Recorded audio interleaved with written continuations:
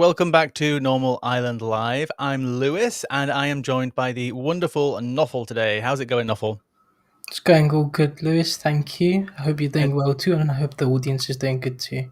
I'm sure the audience is doing great. They'll probably let us know in the comments. I'm really zoomed in right now on the screen, so I don't know if the host can see that at all.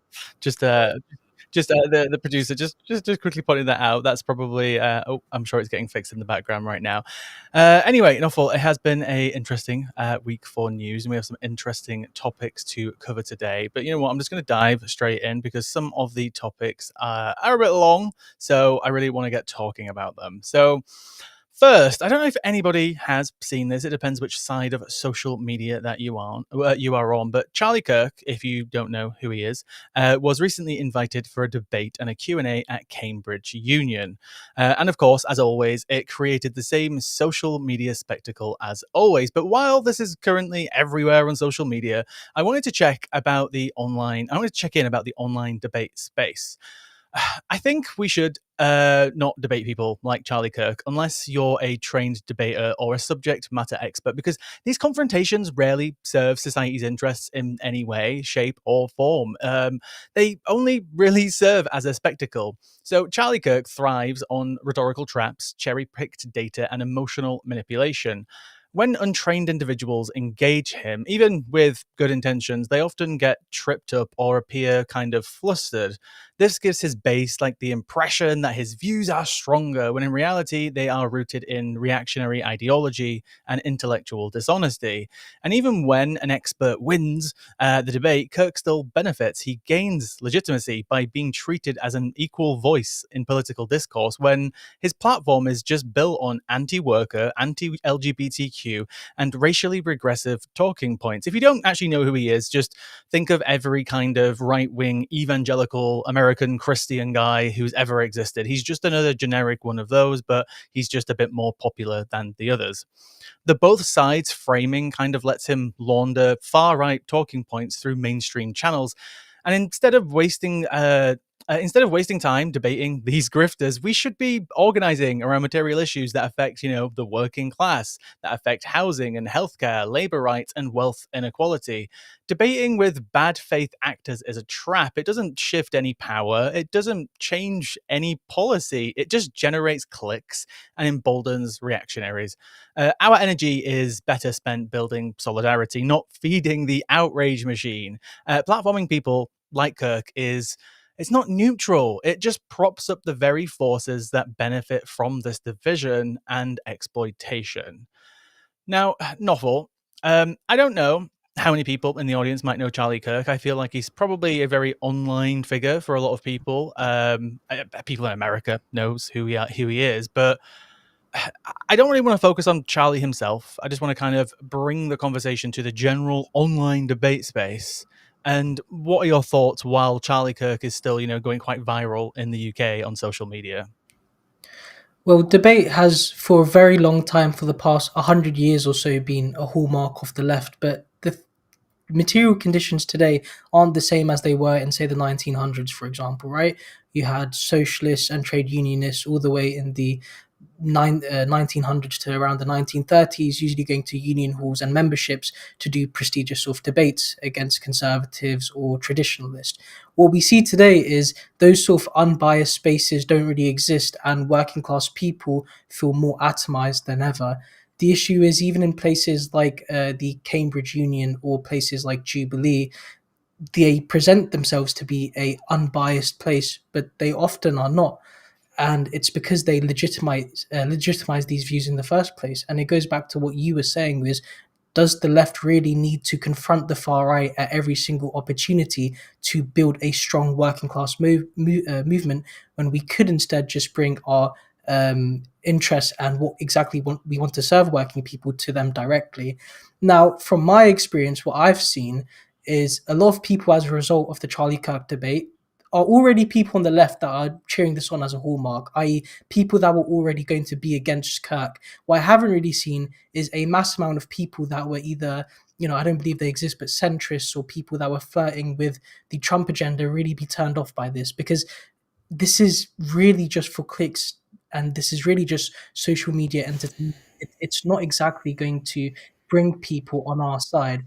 And it's really important what you said, because the only way I could see this happening is if somehow outside of Cambridge Union or Oxford, you're creating a strong working class grassroots movement. And this is just one tool in the shed that you're using, and you're a brilliant orator and you're able to bring down Kirk easily.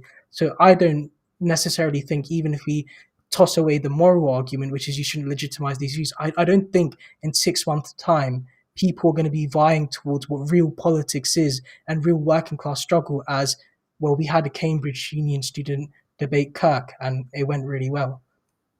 Yeah, no, absolutely. And it often just comes back to the the spectacle of it.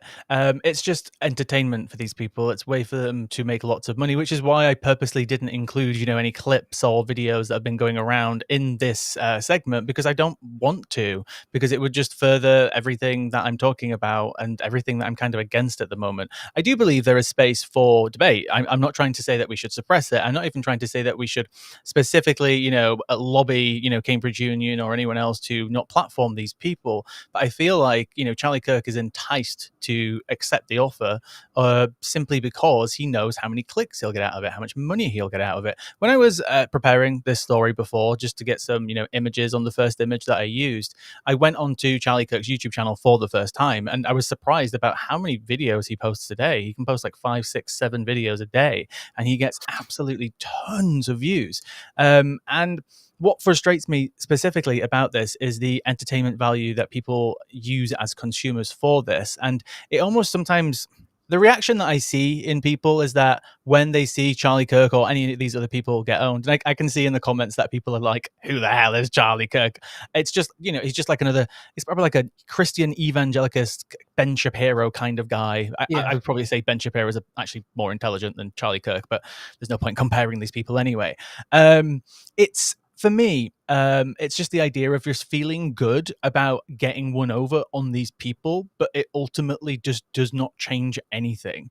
And on both sides of this fraction, people are just making money. Now, for the Cambridge Union thing, the reason why I included a part in my script about like professionals and experts is that because I do think they can play a role. When I think of an issue, let's just say like Gaza online, I feel like the people who've had the most impact on when it comes to debates or getting messages out there are people like Mehdi Hassan. He's had lots of Yeah. professional debates with experts, and he has delivered precisely on these issues and in a very informed way. He's literally wrote a book on debating.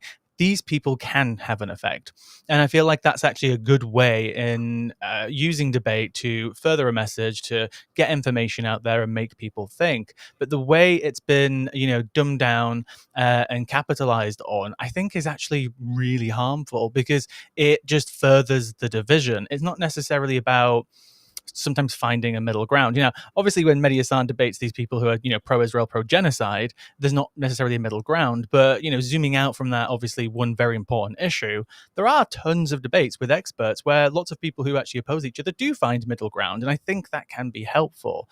I just don't like the entertainment value that has been, I don't know, put into this. And I'll be very interested to see how people are talking about this in the comments a little bit later on. So make sure you put something. But Noffel, let's deal with the potential hypocrisy here, maybe, in some of the things I'm saying. We, go on TikTok Live and we do debates. We talk to people. Yeah.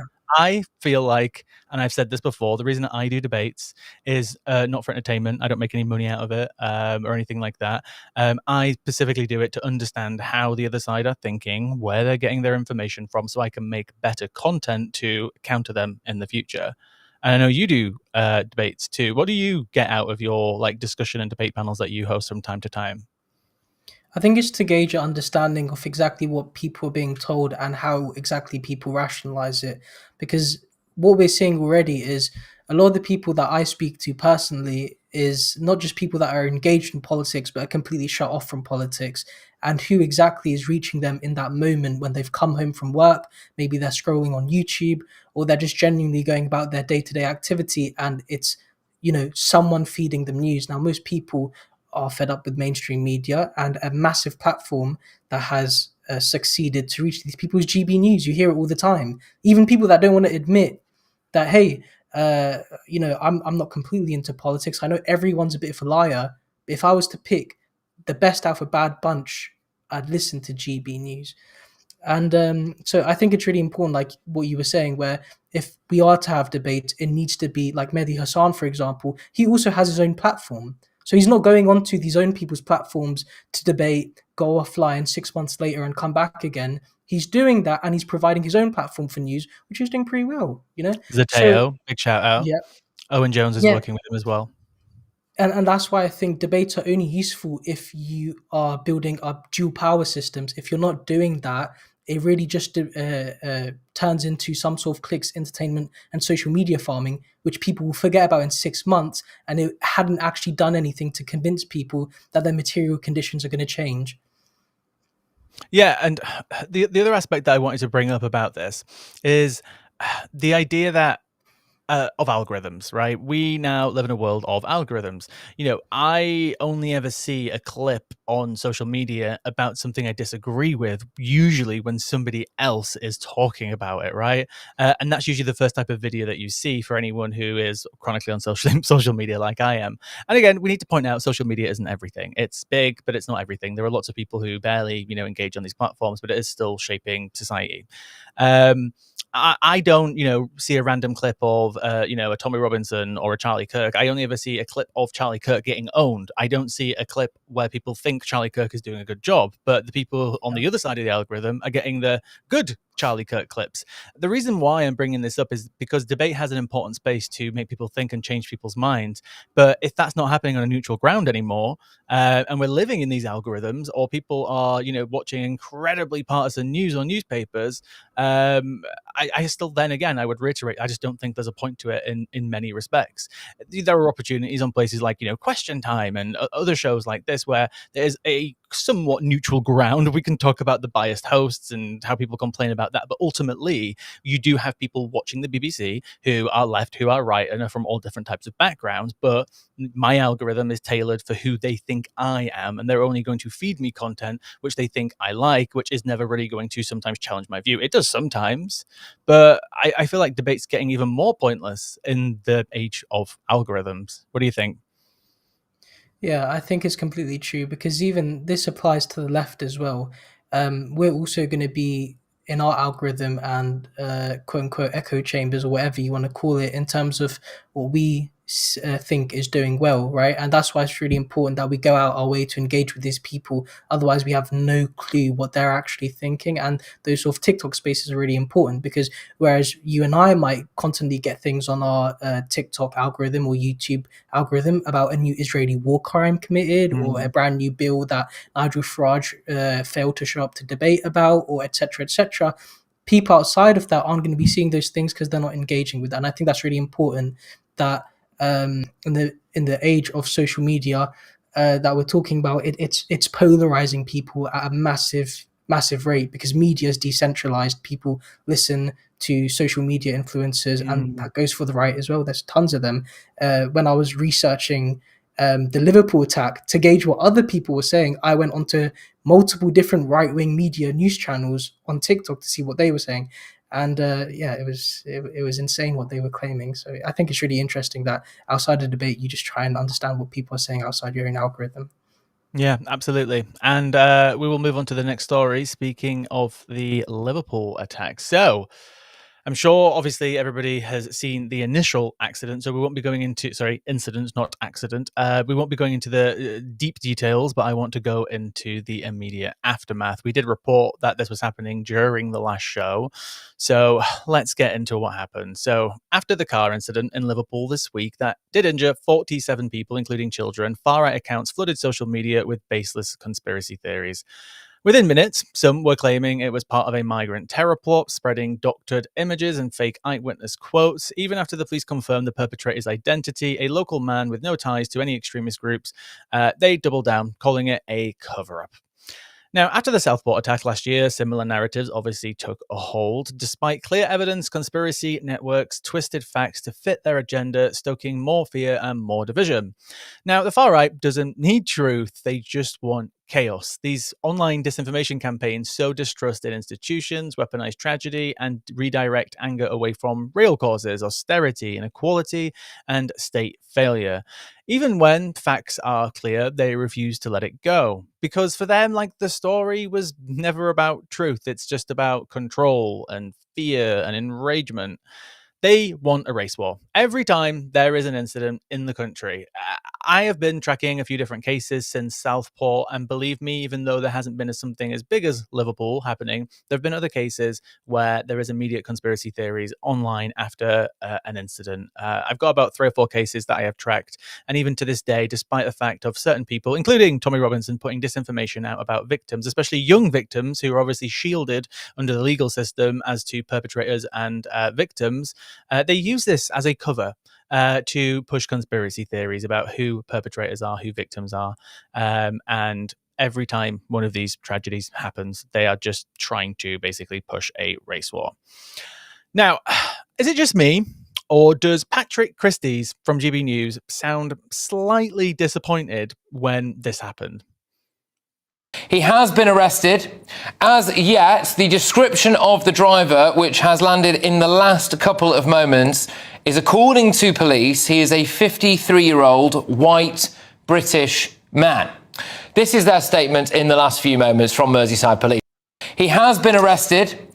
Did you hear the slowdown there? Did you hear the slowdown? So Patrick Christys was actually all over Twitter, X, whatever. As soon as this happened, he was immediately like, "Oh, we'll be doing the entire show about this," tweeting out, posting out, along with all the other people who were immediately into the conspiracy theories and, trying to start the race war. He didn't say anything that was, indicative of who the perpetrator was, because he is, I have to say this, he is a journalist, somewhat a loose term for him. Um, and he knows how to navigate these spaces, even though his subtlety in the way he uses words does obviously inflame and stoke and hint at certain things. But yeah, that was him finding out after he was all over X when he was on TV, finding out the moment it was a 53-year-old white man. Did you see the way he kind of slowed down? A 53-year-old white man, and he just noticed there that this show's probably not going to be as good now. It's a white guy. So, Nothal, we both actually posted videos about this on social media talking about this topic. Just gonna, what are your thoughts just on the entire aftermath?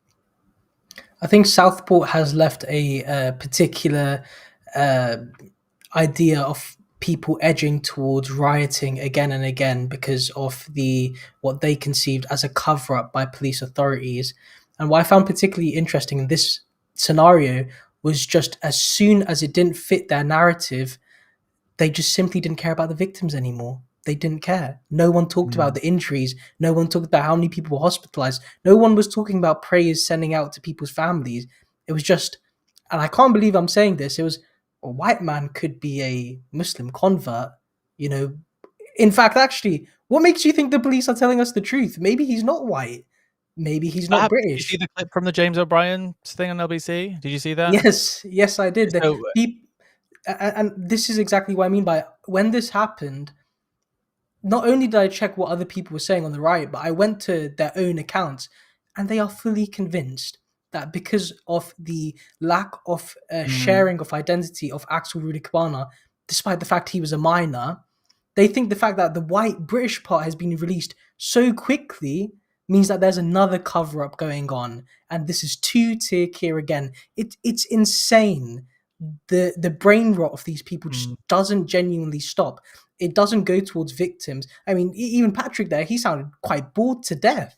The yeah. fact it wasn't a perpetrator, and he was like, "I'm not going to get many views on this story tonight, right? I'm not going to get as many as I could. I won't get that bonus or whatever." But I do find it just insanely hilarious, and obviously, of course, very dangerous.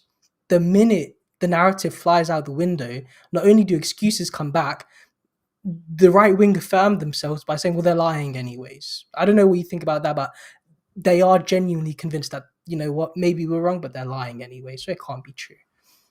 Yeah, and just to clarify for anyone wondering, when I said the James O'Brien clip, there was a clip going around of, I think it was a text that he got through from his like text channel, basically saying, "Oh, what if it was a white Muslim?" And then James obviously says, "Well, you're going to feel like an idiot when that comes out, not to be true," because again, it just reaffirms it's not just like fringy social media stuff. You know, if you're getting people texting James O'Brien and LBC, which is, I think, if I remember correctly, the most viewed radio show that's not the BBC in all of the UK.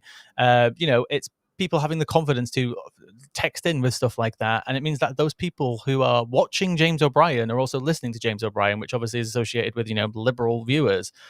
Um, but to go back to the misinformation and conspiracy, this is the world that they're living in now. These people are so wildly radicalized. I think I've mentioned this, and I always forget what I mentioned in the past. But I kept an eye in the last month of all the people who were far right getting arrested in the UK for various things.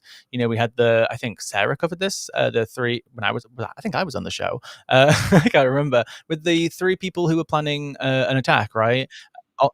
On synagogues and mosques and doing some other stuff. But when I noticed that there was a few far right, people getting arrested across the UK in the space of a few weeks, there was the Leeds crossbow attacker and some other stuff.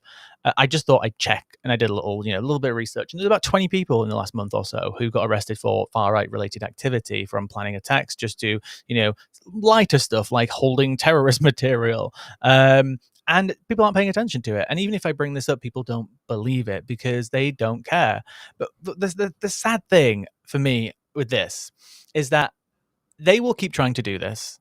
And when they're eventually right, they will feel vindicated. So if the next attack is, I don't know, a Muslim migrant or, some other non-white person or whatever it might be, they will then feel vindicated. They don't care how many times they're wrong. It's the whole broken clock thing, right?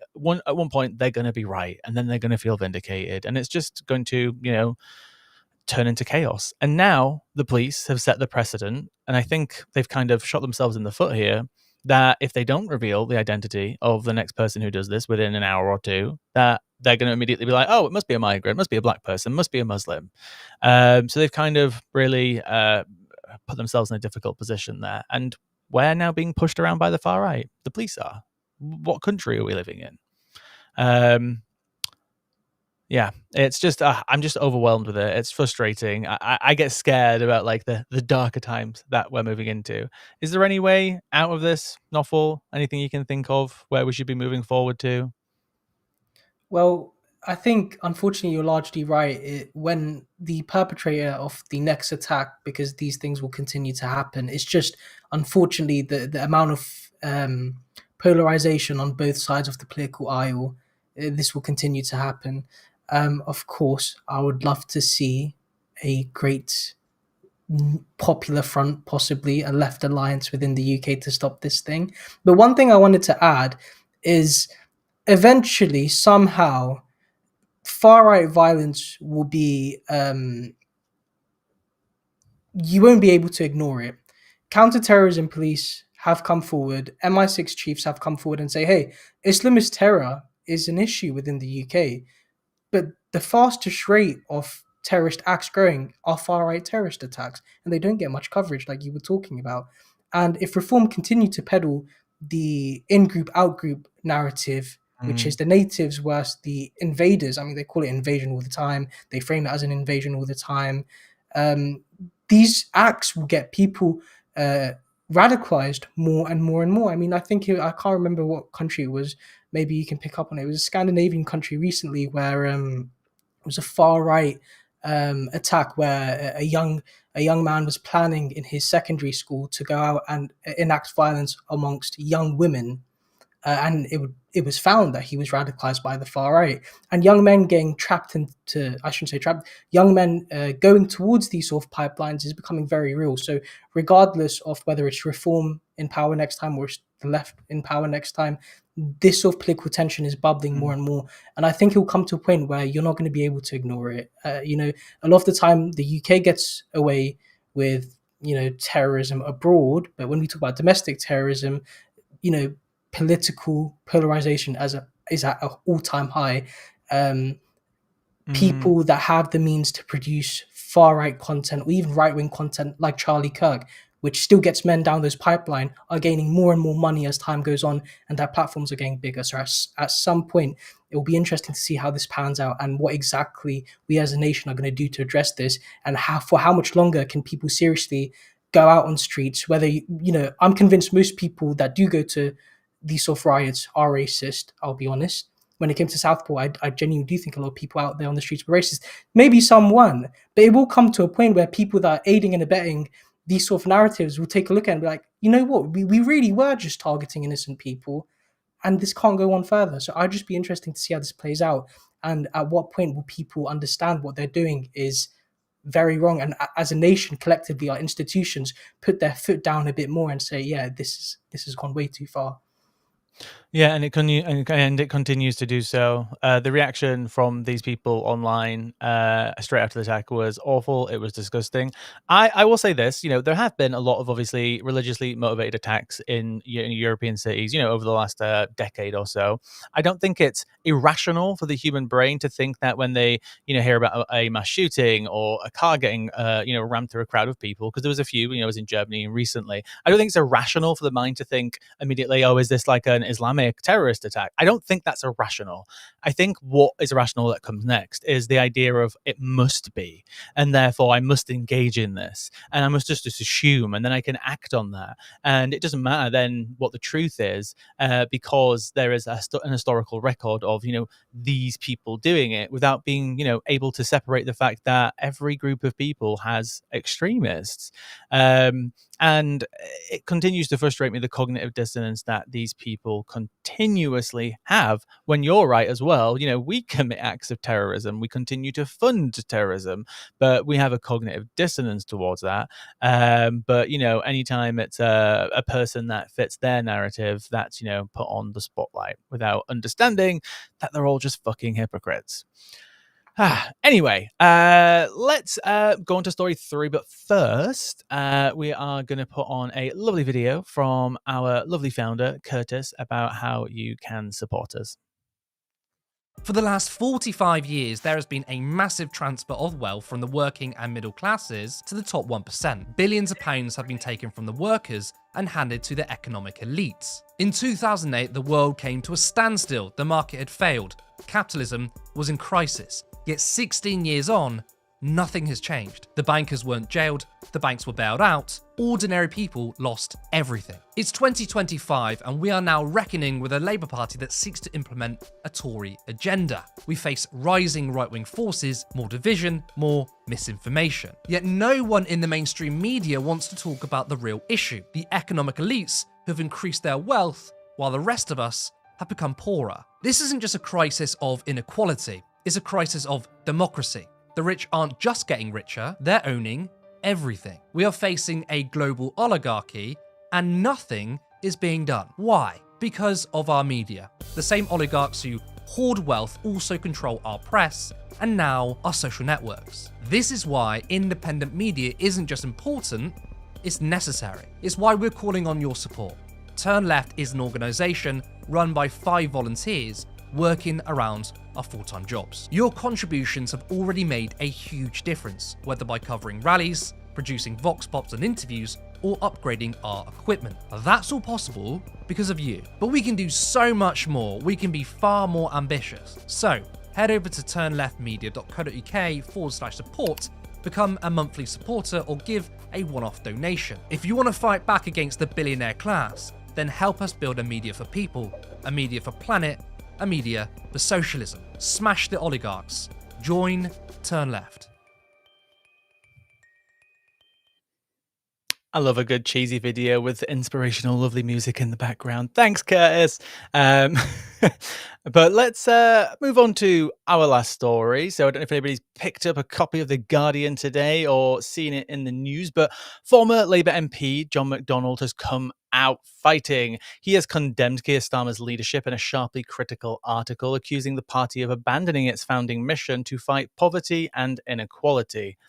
Now, McDonald, a veteran of 50 years in the party, said Labour's refusal to scrap the 2-child benefit cap and its punishment of MPs who opposed it, which included himself marks a betrayal of core values. He also slammed ministers for accepting corporate gifts while cutting support for the poor and disabled, warning that disillusionment is growing.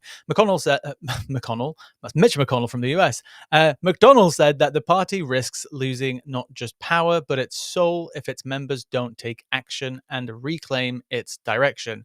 Now, his last few paragraphs really stood out to me. So, he said at the end, justifying this negation of the historic role of Labour by adhering to anachronistic fiscal rules doesn't just make the government appear tin-eared; it makes it look inflexibly incompetent. What we are now witnessing is a panicked, half-hearted policy retreat, while the backroom boys, Morgan McSweeney in the leader's office and Nick Parrott in the deputy leader's office, fight between themselves. All this against a backdrop of defending the export of F-35 jet parts that enable Israel's defense forces to continue bombing Gaza, and a Labour Prime Minister echoing the language of Enoch Powell.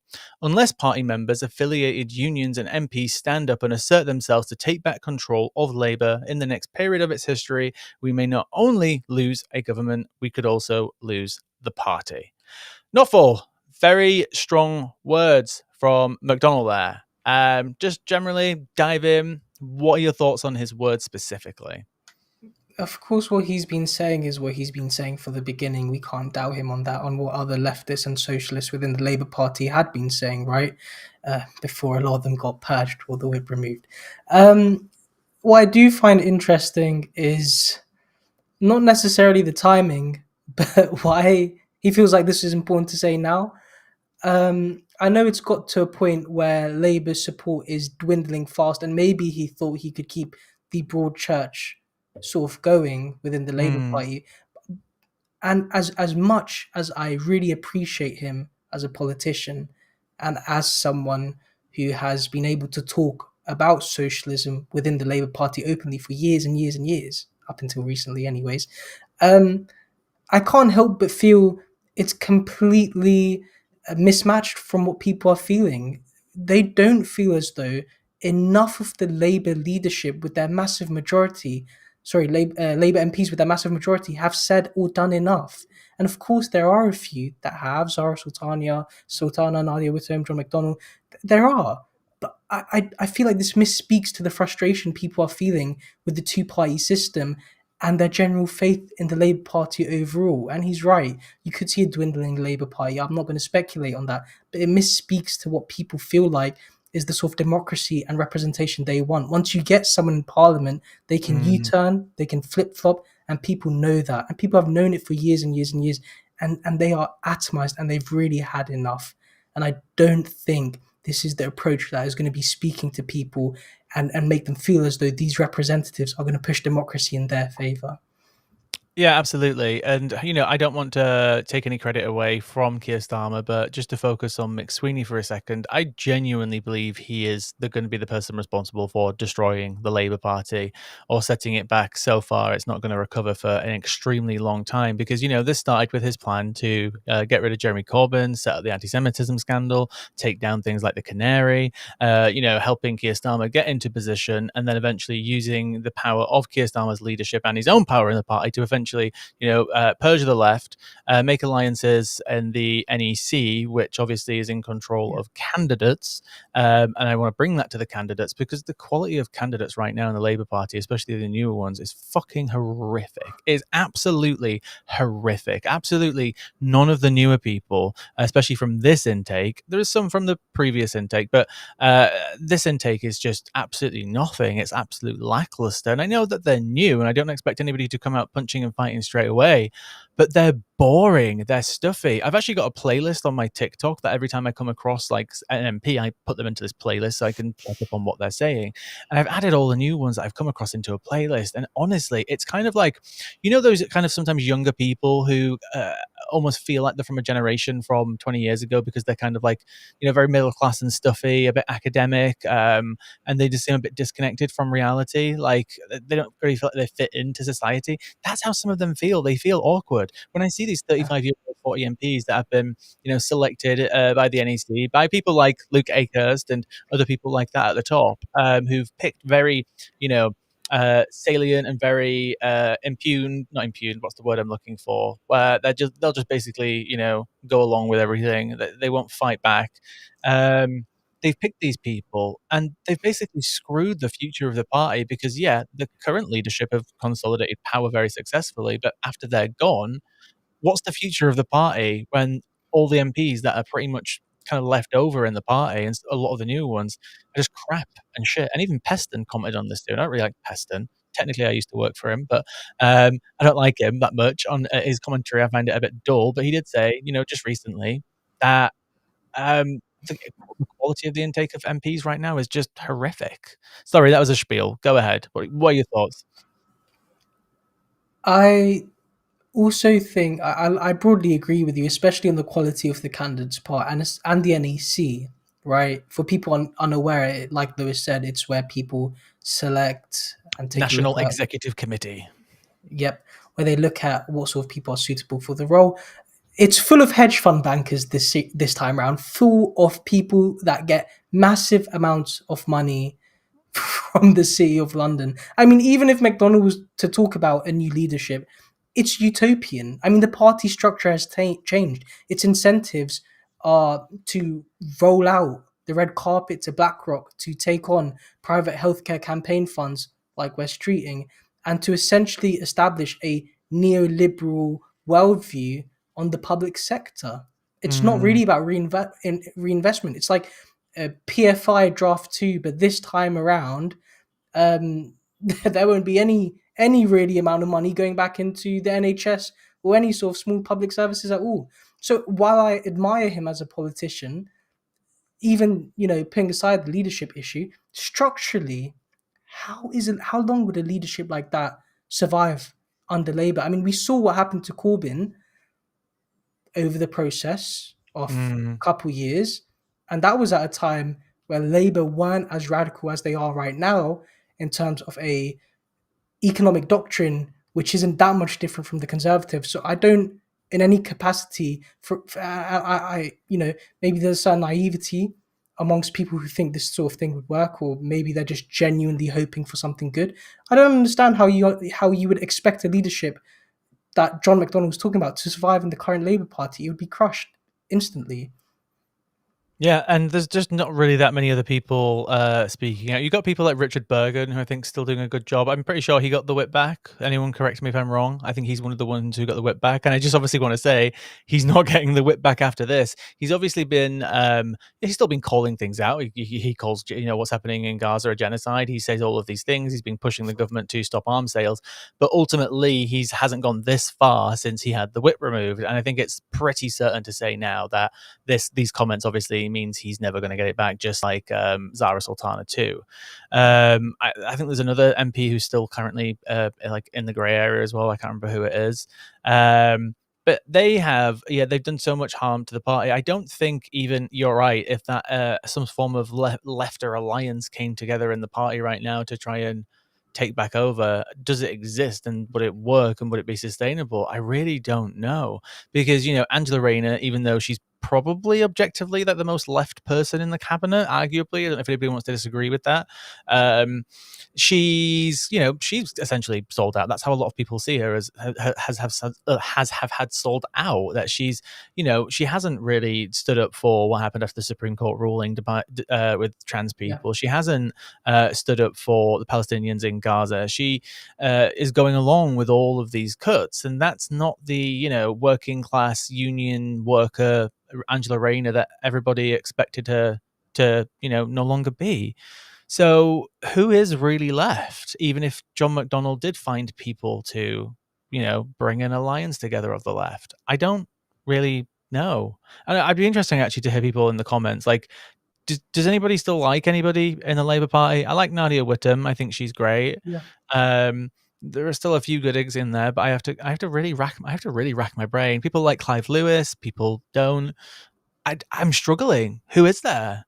I'm guessing we'll find that in the comments soon. I think the Labour Party's dead. I Yeah. don't care how strong they are, how many seats they've got. Even if they manage to win the next election, they're dead in terms of who they are supposed to be. That Labour Party is gone, and I just don't ever see it coming back because they've successfully eliminated anybody who could possibly work against them. I guess. I'm just looking at the comments as well. Yeah, we've got people keep saying Richard Bergen, Ian Lavery, Debbie Abraham, Mhm. Aspana. Is Aspana Beejam still? Is it Begum Beejam? I always pronounce that wrong. Is she still suspended? Did she get the whip back? Anyone tell me? But I don't think she has, from what I last checked. yeah, because they restored it for a few people, but still left it out for a few others. I've seen people in the comments talking about Corbyn, the whole cliche of, oh, he needs to come together with people, he needs to bring together a party. I don't know if it would be necessarily sustainable at this point. Corbyn's getting old. He's mid-70s now, I think, and um, I've seen him out. We saw him a few weeks ago. He's not as active as he used to be. I don't know if he would be the best person to lead a newer movement right now, and especially even though we know it's not true in terms of the anti-Semitism claims and scandal, I think he's still too scarred for other people who aren't engaged into party politics the way we are. So I don't know if that would be successful, but I still can't think of a single person right now who would be ready to step in as a left leader, like a good leader. You can say, you like what they say, you trust them, you think they're a genuine lefty with socialist values, but are they ready to lead is a completely different question. And I just don't think it exists. What do you think? I, I think on the Corbyn thing, I honestly think this is where the left have a little bit us on the left have a bit of an echo chamber. And the reason I say that is outside of us wanting Corbyn, there are people that look back and are like, oh, he would have been a decent prime minister, sorry, a decent MP. But a lot of people still don't think, even if he was to right now, he'd be a good PM material. I hear that a lot of the time. Oh, well, yeah, it was a shame that Labour lost back then. I see the path we're headed to now, but I could never see Corbyn as a leader of this country, and that is a lot of people's opinions, whether that is for the scar that's been left on him from the Labour loss, or whether that is um, the media criticism really doing its job and lasting up until now, or maybe it's even his age, for example, right? It could be a combination of things, but yeah, anyone, in my opinion, that is vying for a Corbyn-led alternative, stop. It's not going to happen. We need someone else. We need someone younger. We need someone more charismatic. Uh, by all means, they can have the same left populism, but people are vying for someone different. And I think if we break out the mold of a two-party system where people associated with Labour, you get a more healthy sort of democracy in that sort of way. I think it's better if we go in that direction. Yeah, occasionally when I make, I probably do one video a month, maybe on Zara Sultana. People love her. I think she's one of the top 5 most followed MPs on TikTok. I think she's like 4th place, I think, or maybe 3rd.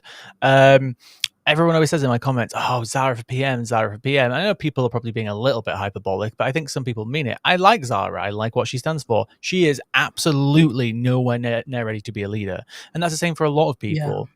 It's not just about you agree with this person. It's about, knowing that are they going to be able to successfully lead a coalition, a group, an alliance of people and bring people together and win people over. I think she could definitely get there, but she's not there yet. And that's what people need to obviously kind of wait for. But in the meantime, while we're waiting, we'll just, hope somebody pops up and saves us, I guess. I don't know. That's what we all kind of wait for sometimes, don't we? We just wait for somebody to turn up and Yeah. be like, oh, yeah, we agree with that guy making PM. People do this all the time with like Gary Economics, or, Martin Lewis isn't a lefty, but Yeah. he's very well respected, Martin Lewis. I think people love him on all sides, and people go, Martin for PM. And it's kind of like, no, like he's a journalist. Like that's what he does. He's best placed in society, what he's doing right now. You don't want him to be a prime minister. You Mhm. don't want him to be a leader. What they're doing right now has purpose, and let them fulfill that purpose. But anyway, let's go on to some comments. Is our lovely producer there? I'd be interested to see what people think. It's been a very discussy show. Discussy, it's not a word. Disgusting. Uh, discussy. Hello. I'm Hello. crouching down Why so I can can I be not in see frame. Novel? Oh I'm yeah, still Novel here. disappeared. Oh god. Oh god. This is. Oh god. This is why I. That is awkward. That is awkward. Sorry, guys. I actually don't know what I'm doing. Oh god. I'm so bad at this. Ooh. This is There I'm we are. stressed. Okay. this is Okay. embarrassing. It's so embarrassing. I am not equipped. But it's me. It's so good to be here. What a great show. Honestly, I loved how discussy it was. Really, really great Disgusting. discussions. And there were lots of New word. comments, and it was hard to pick from the bunch, but we'll work our way, um, from the latest story that you did and work our way Let's back. go. So this one from CC. Labour's name is mud across the UK for a number of different groups of voters. I don't see how they could come back. And Labour HQ, NEC staff as PLP are riddled with right wingers. And I would be inclined to agree. Like with the story that you had said, I think what we're seeing is that Starmer's leadership strategy has been one of absolute like ideological retreat. Like from the moment that he's taken power, I think he began purging the party of its socialist soul, like abandoned like any popular policy commitments, and then positioned Labour as this safer, and I use that word loosely in like quotation marks, safer pair of hands for British capitalism than the Tories themselves. You could like literally look at his 10 pledges. His leadership campaign was just some sort of like Trojan horse of a soft left language. I think that was quickly um, just that buckled really once the power was secured. What do you guys think? Novel. Um, I tend to agree. I look. It's the same thing I was saying before. It's structurally changed. And going forward, it's even lost a lot of its union backing too. Right, unions that want to start backing Labour are dwindling quite a bit. Um, I don't have much to say. I largely agree with Sarah, but the only thing I would literally leave to say is I've said this before on the show, but I think Labour are permanently changed, and I I don't see how you would roll back that the sort of lobbying that we're seeing now within the party. Somebody just woke. Ah, He just woke up. the fact that He's been your asleep for cat like. He's sits been so asleep for like 4 wonderfully. hours. Oh, My oh. cat does not sit like that with me. I can't even carry my cat properly because he's constantly like, "Yeah, get me down." I'll go into a cat discussion. I don't think I want to do that. But I do want to go to this comment actually about Angela Rayner, people echoing the same sort of sentiment towards her. They're disappointed in Angela Rayner, that she sold her soul and that she's a class traitor. Forget her. And I'm not going to lie, like I absolutely, agree. I think that she is so fake. Like she didn't just go quiet on working class issues. She literally changed sides. Like, she definitely sold out because not in a single moment, but over a slow, deliberate transformation from working class advocate to almost like a corporate apologist individual. I think she's allowed herself to be shaped by the Labour right rather than resisting it. And in doing so, she's betrayed the people who believe she would fight for them. So I'm not saying like this isn't a call to hate her, but I think it's a call to understand like how power works and how it can seduce people and discipline them and repurpose them, even those who come from struggle, because she definitely did. So I don't put my faith in her, and I think what we could do is just build a movement that learns and organises and holds even our own to account. Because if Angela Rayner's not going to speak for the working class people, then I think we need to raise our stakes a little bit and find someone who will. But it hurts though because the left needs fighters, and I feel like we knew or felt that Rayner knew better, so that's why I'm a little bit pissed off at her. I'm gonna be devil's advocate a little bit here, just to Oh, create this okay. argument, but it ultimately does end in what you're basically saying. Is that I understand if you're in a government, which is a mixed bag, you've got people who are more left, less left, leaning to the right, more centrist, conservative, whatever. You do have to compromise. That's just a fact, right? Everybody has to compromise within like political parties. I get that. And I get that mindset. She might have I think I could have almost forgived her if she went through with some of the cuts that are happening, right? You just have to grit your teeth, bear it, and just get through it because obviously it's a tight purse after 14 years. We don't agree how they're doing that, but I'm just trying to say it from her mindset. For Mhm. me, when it comes to Gaza, when it comes to the Supreme Court, I would have thought where it is now, that would have been her red line. And I feel like at that point, if she would have stood up then, there was a pathway potentially back to forgiveness, perhaps to future leadership, staying in the cabinet, a future more left party.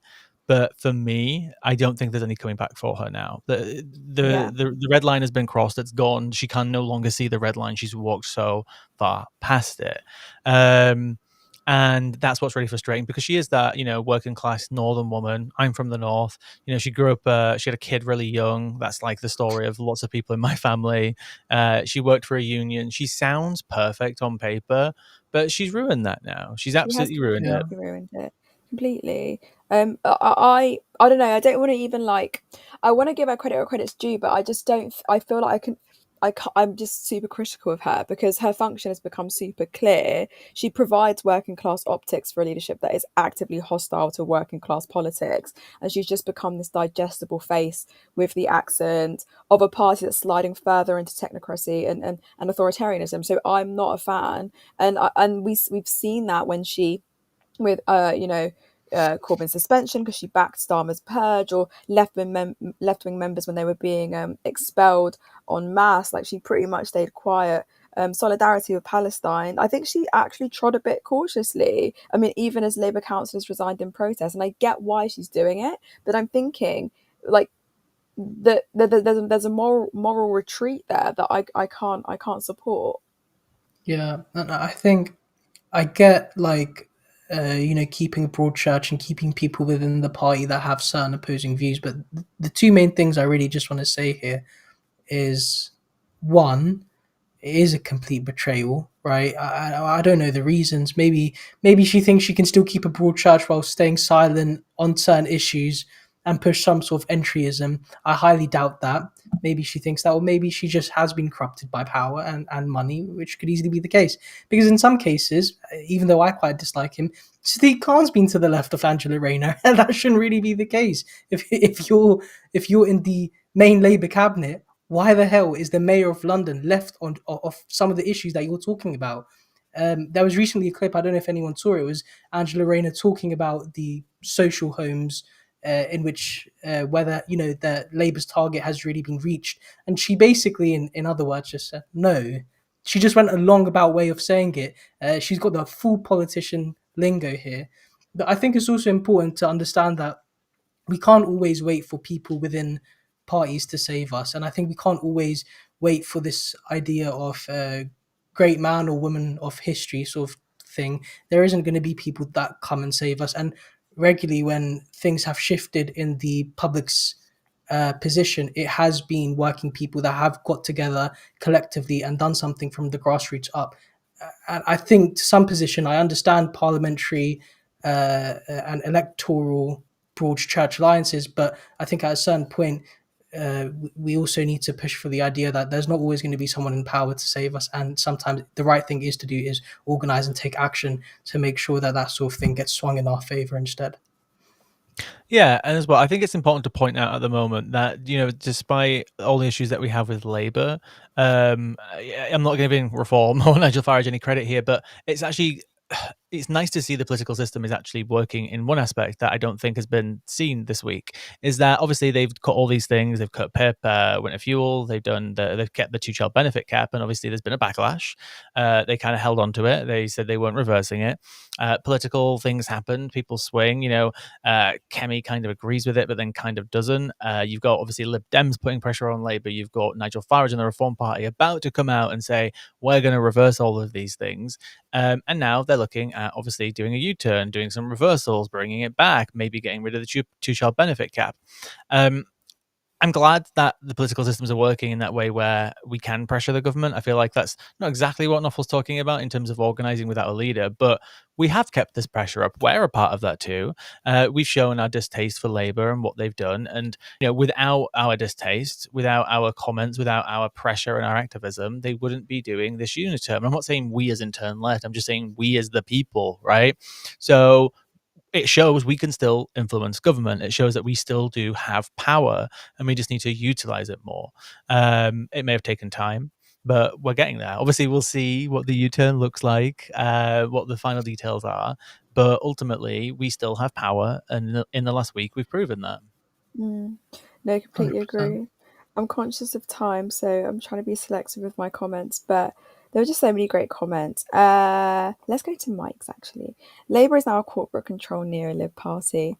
And actually, I agree. Like I always talk about neoliberalism, but I think Labour's abandonment of socialist policies or things that actually formed the crux of the Labour Party is actually really dangerous because when the party of Labour refuses to name the system, let alone fight it, then it automatically leaves space for like reactionary populism to fill the void. So what you'll see like these far righters in Europe, we know that they didn't rise people suddenly because sorry, they didn't rise because people suddenly became racist, but they rose because mainstream parties abandoned the class war and left the poor to kind of just rot.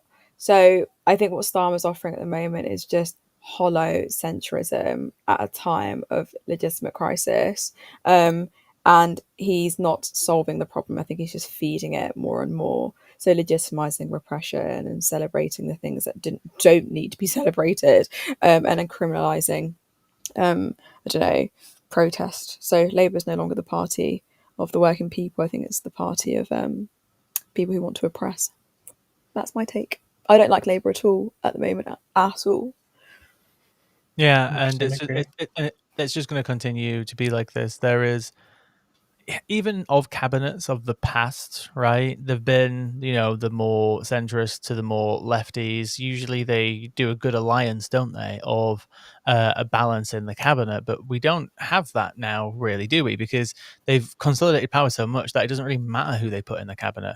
We know that Suella Braverman was in the cabinet under Rishi because he had to balance out, that side of the party by giving her that position, because that's how obviously political parties work. Even though I would love to reform that system, but that's another story. It's frustrating because they have so much power; they can essentially just do whatever they want. The cabinet isn't balanced; they've purged the left. There's nobody there left, so I think we just need to say R.I.P. Labour. Thanks for some of the stuff that you did in the past, but we've got to move on. We've got to move on. Yeah, facts.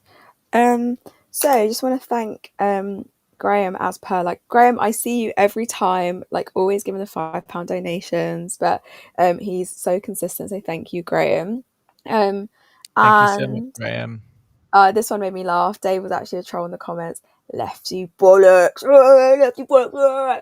Like literally, that's the energy it gives. That's the energy it gives. Uh, But yes, won't Dave, get into. you're welcome for most of the human rights and working conditions and benefits and welfare and NHS and pretty much everything that makes up your existence. That's actually nice. Is thank you to the left. So you're welcome. You're welcome. Well, that's all right. Give me a Stella. No, I'm joking. Okay, so let's go on to Liverpool. Edward said this comment. So we counter the far because you'd asked this question, Lewis, about like what do we actually do? How do we counter this? And then Edward said, so we counter the far right politically, but also on the ground if we need to. Not pretty, but it's what my granddad's generation had to do in the 1930s. What do you guys think? Do you know what I'd love to do if we had the resources? Do you remember the what are they called, Westboro Baptist Church? The crazy Oh yeah. American Christian family who go and like picket dead soldiers' funerals and stuff. And I can't repeat some of the stuff that they say. Actually, I was about to because I'd probably get the video flagged. There was a soldier who died at some point. I can't remember the full story behind it. I think it was Afghanistan. He got flew back to the US, and they flew out to wherever he was getting buried to picket the funeral because they're such great people. And this group of organizers basically built this massive, huge board, which essentially just completely blocked them, so they couldn't even be seen. They could barely be heard. And I feel like stunts like that would be a lot more useful. I'd love to. And the next time, I think it was in Bristol, there was only like, the Great British Strike that happened last week. There was like 100 of them there. I'd love to go there and just like cover them up, just hide them away with a big board and I don't know, just play trolley music as loud as we can, just to deter them. Unless Edward's talking about going a bit further than that, a bit more physical than that. I don't know, but yeah.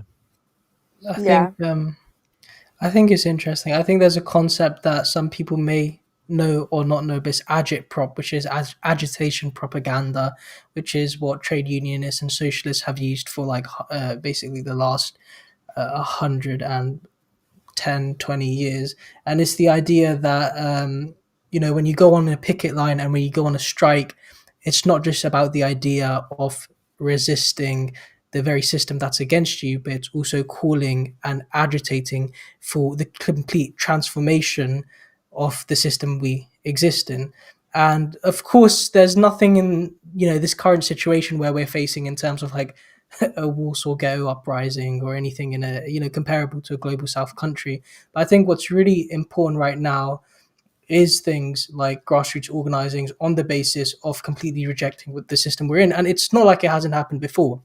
you know, I was looking at an interview the other day, yesterday, when we were, um, when I was thinking also about how effective is debate, and there was an interview with Malcolm X, and he went on to, at the time, a racist news host's platform.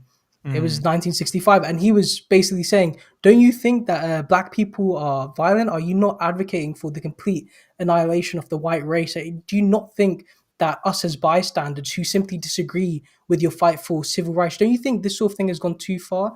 And what I found really interesting was he said, "We'll continue to organize regardless, like whether you guys like it or not.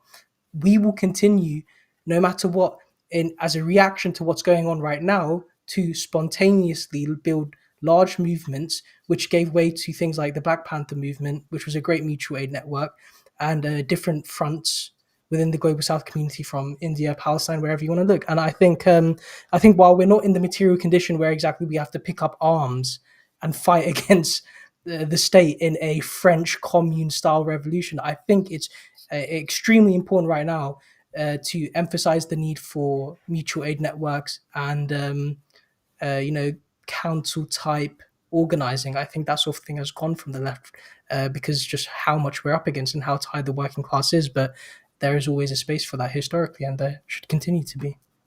Yeah, and I saw, just to expand, but not go off directly what you said. I saw a lovely clip from Grace Blakely recently.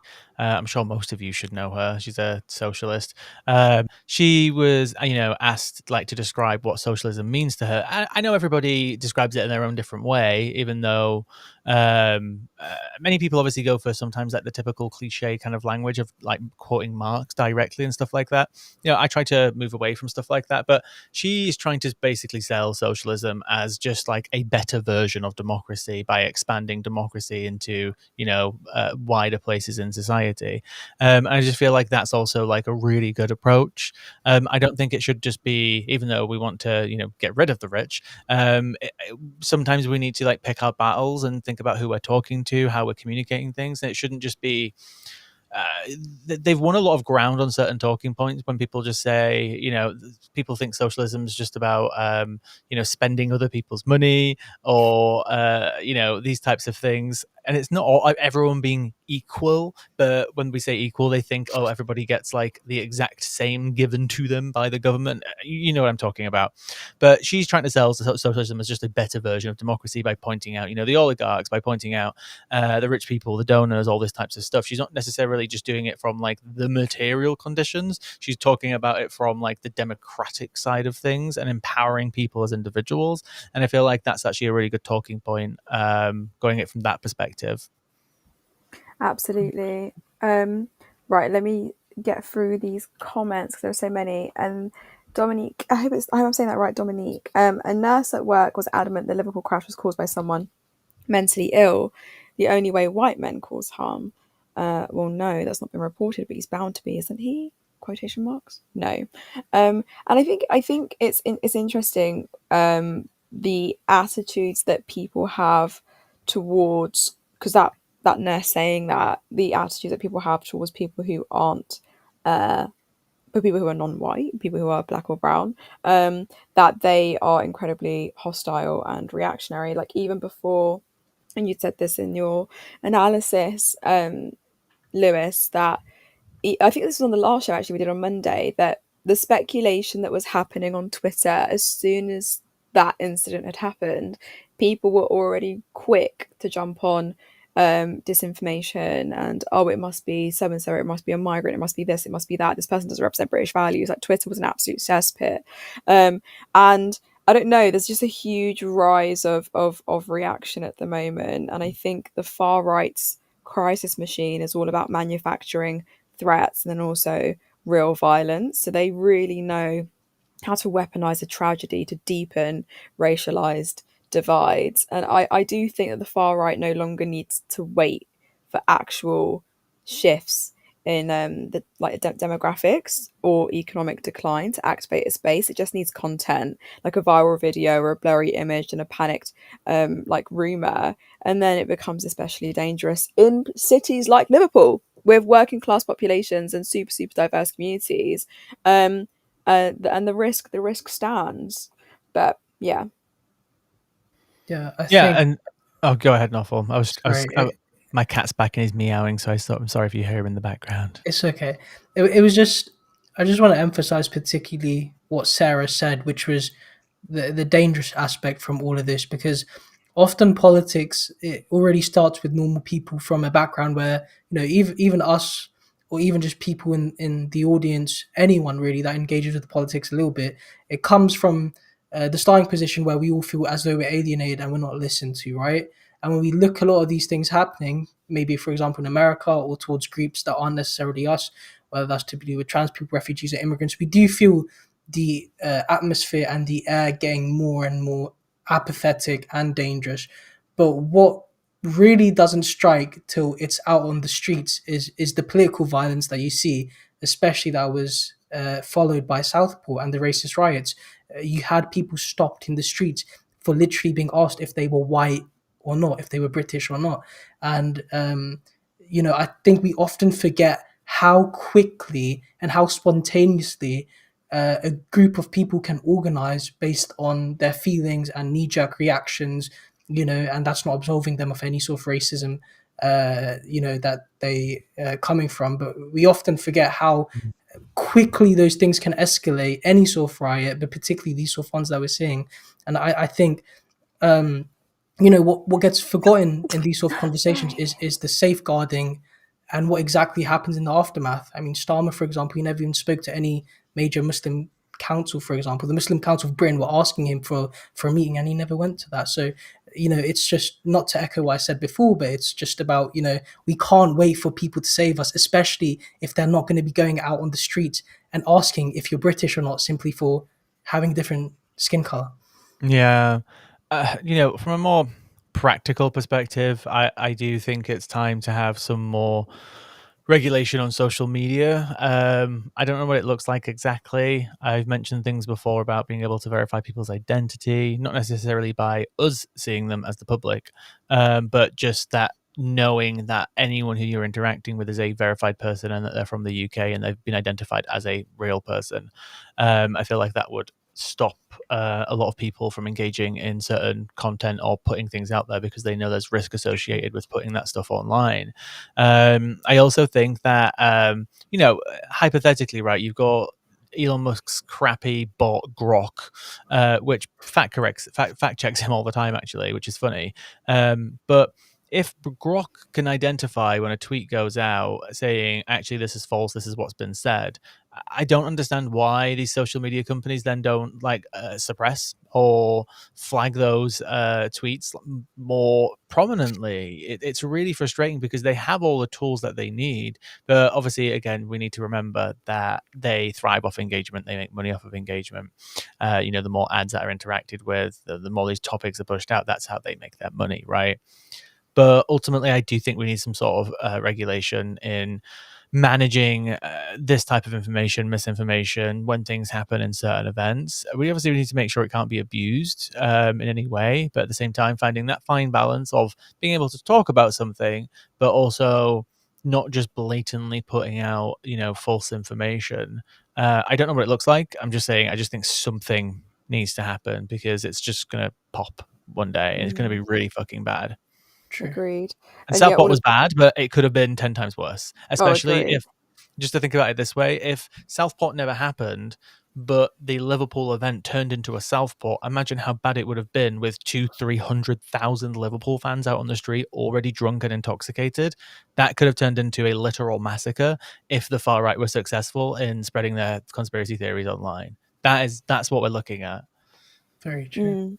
No, completely agree with you. And I'm just going to like run through these really quickly. We'd have to comment on them, but they kind of just all echo the same sort of sentiment that man commits crime equals asylum seeker or a Muslim. Woman commits crime, maybe it's a trans woman.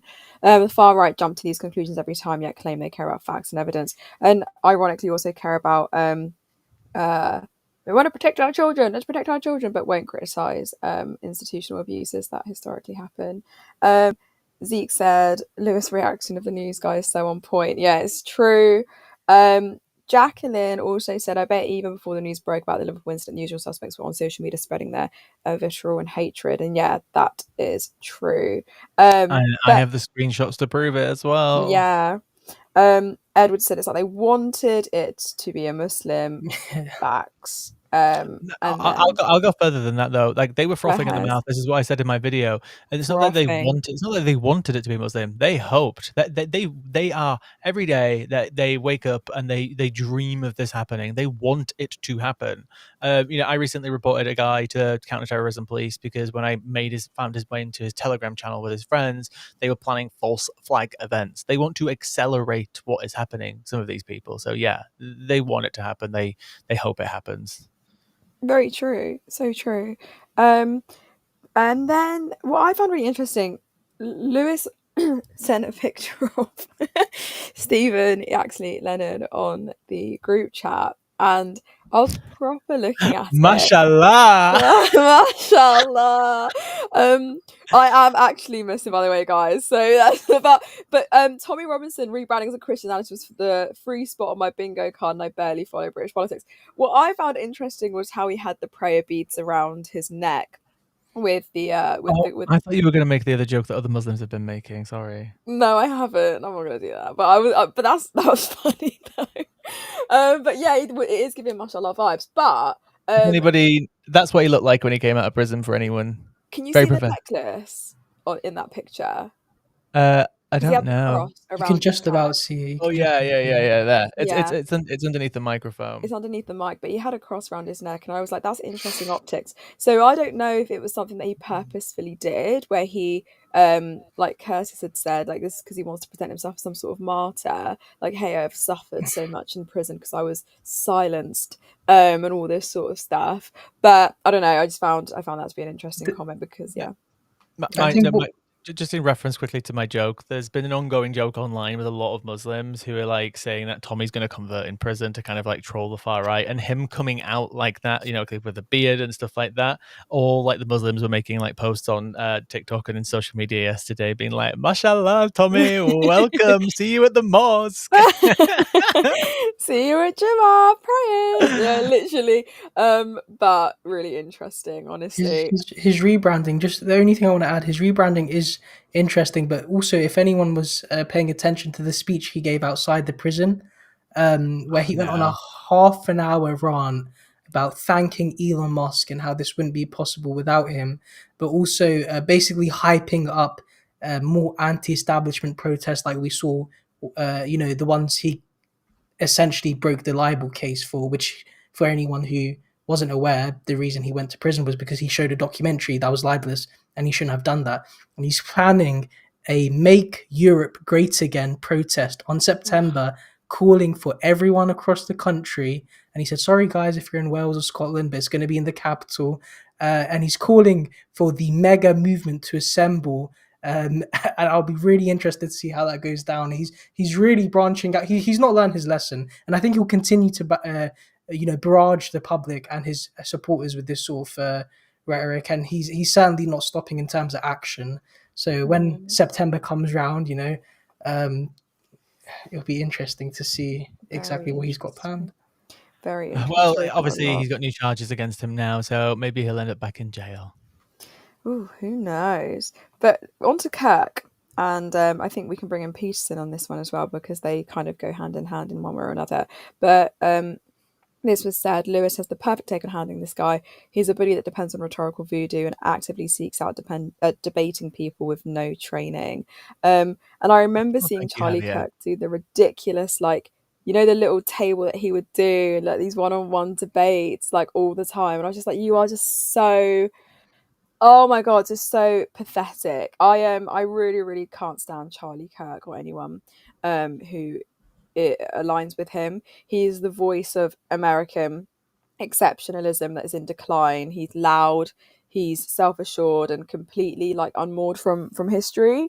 And then you also got like Jordan Peterson who did something really recently, which I think, Jubilee. Jubilee, yeah, and yeah. Jubilee. And he was just, I was just like, he kept telling these young people like, don't be a smart ass, don't be a smart ass. And I was like, why are you getting so upset that people are challenging you? But the harm is that the likes of Kirk and Peterson present themselves as these renegades, like these free thinkers that swim against the tide, but they're actually more like, you know, lifeguards for drowning hierarchies that try to offer a sense of identity and certainty and validation in a world that is increasingly questioning inherited power. So I think what they're doing is that they offer this seductive script where it's like, well, the world is not changing because it needs to, it's changing because you're being wronged. And that framing breeds entitlement. So I don't trust the likes of Kirk and Peterson. Anyway, that was a long Yeah, rant. Sorry. and they're all just grifters anyway. They all, not only are they just like this voice, right? They all happen to have like, bro courses and supplements and their own like personal universities where you pay like $100 a month and will teach you how to be a man and all these types of grifty shit. Like, I'm sorry, but if I followed anyone on the left who were doing that, I wouldn't follow them because that type of shit doesn't exist on anybody who is like genuinely on the left. Obviously, there's like things where people like make money, right? They might have businesses, they might have merch, they might have other things.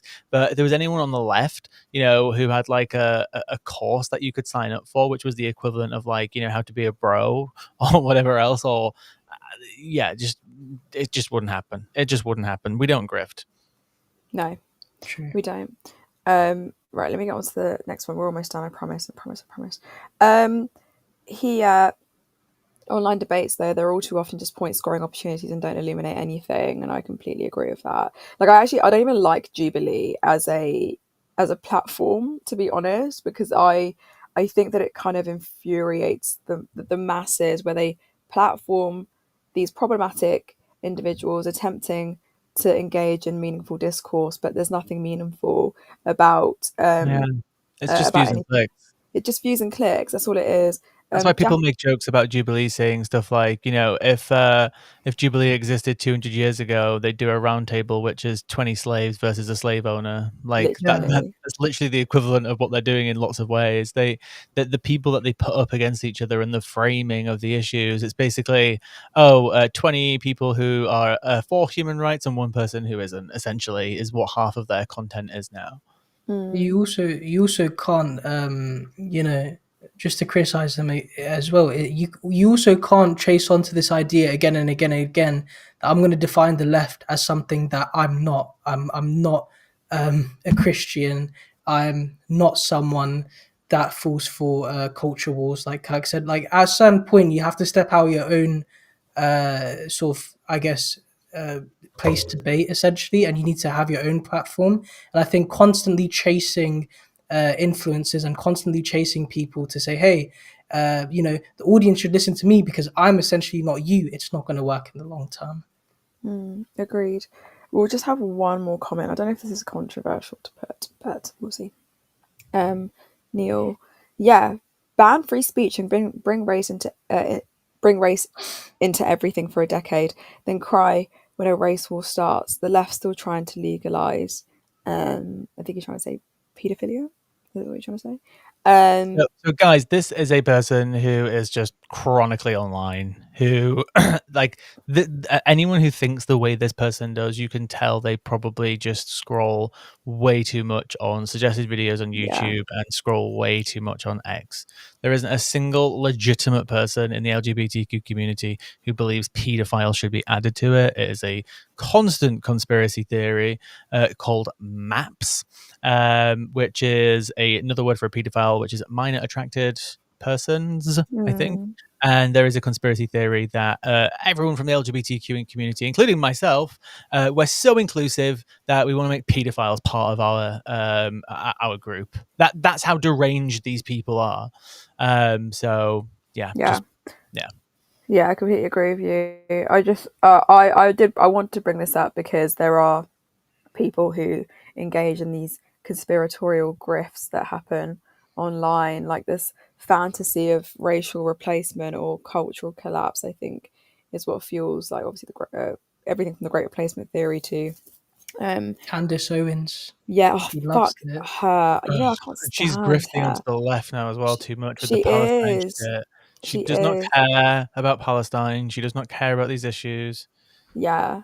But this is what the right do. So the right, they will obviously immediately scapegoat people. They will call. I always hear like, "Oh, I'm a patriot. I'm a patriot. Like, I want to defend my country." But that's just masked as like community self-policing, and they want increased far right street activity, rallies, and protests and riots and citizen patrols, and like, I don't know. It's just all like retaliation. It's all violence, and I'm not a big fan of it. But I wanted to bring that up just Yeah.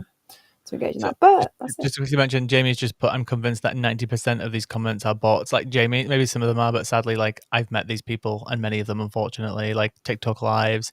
Oof, they're I've seen them real. in other places. I've met people in person at debate clubs who also believe this, unfortunately. Like these people are unfortunately real. Unfortunately. But that's it for comments. Sorry, it went for a little bit long, but I'm going to go back into, I'm going to leave. Anyway, thank I'm you. gonna retreat. Thank you. Thank you so much, Sarah. So, Novel, thank you very much for joining us today. Just to let everyone know, we don't actually have a show on Friday. We'll have more information on social media about stuff that we're doing over the weekend, which will be broadcasted because we have a very busy weekend ahead of us. So, thank you so much for joining us today. Thank you to Oh, the camera's just shifted and now I'm down here. Thank you so much to Nuffle for joining us. Thank you so much to Sarah for producing and bringing up those amazing comments, except that last one. And thank you everyone else for joining us. Our next show, proper show, will again be next Monday, but we will have some stuff coming out over the weekend, and we'll have more information on social media about what we're doing, more releases, and some interesting interviews. So thank you again for joining us. We will see you on the I'm losing my words. I need more coffee. We will see you again for a normal island show next Monday, and we will see you next time. Oh my god, I can't get my words out today. Goodbye. Support independent media, support social justice that's there on social media. Thank you. Turn left.